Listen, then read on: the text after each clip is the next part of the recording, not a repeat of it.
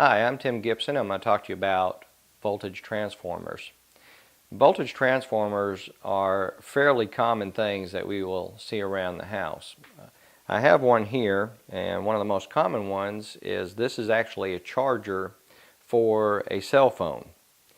And a typical thing for a voltage transformer is what it's doing is your house is wired with AC voltage, which is 120 volts of electricity, and AC stands for alternating current, and that is typically what we find. But we have a lot of devices that we use that actually run on direct current or DC power, which is what you find in batteries and things like that. So what this transformer will do is it'll take the AC electrical current and it converts it to a direct current so that you can either operate or charge something like a cell phone that runs on a battery. And you'll find several of these devices throughout your home.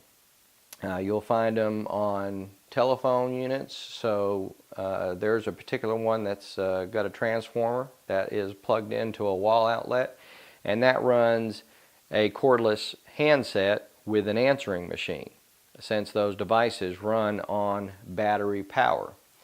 So you'll find several of those around.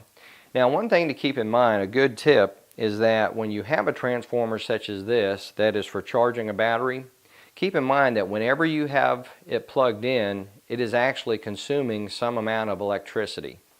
So it's usually a good idea only to keep these plugged in to items that you are currently operating. Otherwise, you're using electricity in your home that is not being fully utilized. So if you have a wireless dog fence or you have a phone with an answering machine that you want to keep running, keep those plugged in by all means. But if it's for a cell phone charger, when you're done charging your cell phone, it's usually a good idea to go ahead and unplug these from the wall. And that way you don't waste the cost of electricity. So I'm Tim Gibson with some information about voltage transformers.